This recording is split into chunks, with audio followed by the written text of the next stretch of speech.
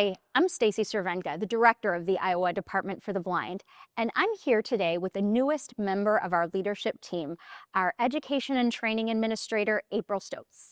Hi, April. Hi, Stacy. Thank you so Thanks. much for being here today.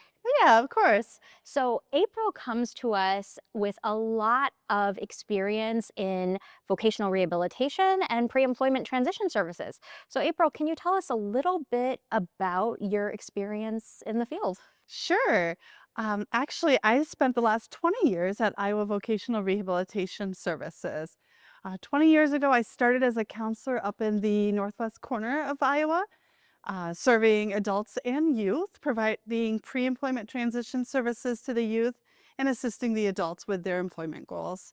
About 10 years ago, I transitioned into the training role where I got to train our staff on how to provide those services in their area.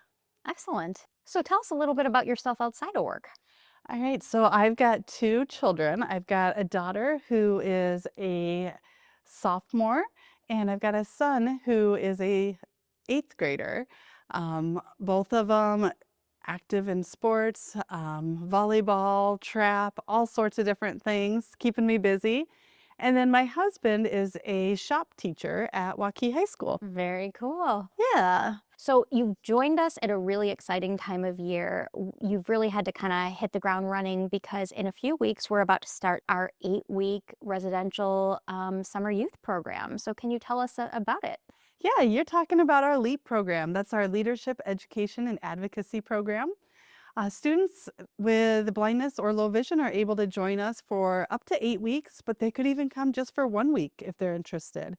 It's going to be a great way for them to gain skills as they're getting ready to transition into furthering their education or moving into the workplace. Very exciting. So, I understand that there are 4 2-week blocks, and students can sign up for individual blocks or even individual weeks. Yes. Now, can you tell us about the first block that I know we are doing, block 1, that I know we're doing in partnership with Sky's the Limit? Yes, sky's the limit. So that starts on June 7th and goes till the 21st. That is actually going to be on Drake University's campus. Very cool. It is going to be a really exciting opportunity for the students. They're going to get to actually live in the dorms for that 2 weeks and experience that college life, get to understand more what to expect if they go on for post-secondary training, different options that are available to them, how to get those accommodations in the post-secondary setting, and also get to hear from some professional speakers, both with blindness and without, learning more about the opportunities they have in front of them and things that they maybe have not thought about before. So then the second block, the kids come back to the Iowa Department for the Blind building and live in our dorms. And they're going to be working with a group called Independent Science that's made up of blind and low vision people who work in the science, technology, engineering, and math fields. Yes, June 22nd to July 2nd is that block. So this is a really exciting block as well. In fact, a lot of our staff are saying, "Can I go?" Yes. It's going to be a lot of fun. The first week is for all of you that like to watch that CSI forensic. That's what this first week's going to be. It's going to be the students learning about how to investigate a crime scene, learning about blood splatter and all the things that go into it. I hear there's going to be a murder in the assembly room. There With is. crime tapes. Yes, Yes. yes, yes. It'll be fun to see if they can figure out who did it. All right. But yeah, and they'll have fun going through that crime scene, learning all about it, having guest speakers from the actual law enforcement coming in and talking with the students about the different career opportunities, really getting them to expand on things that are available. Like this is one of those fields you don't necessarily always think about. You like to watch it on TV, but going into the field yourself and what that might look like. Week 2 is going to be all about how do we take care of ourselves.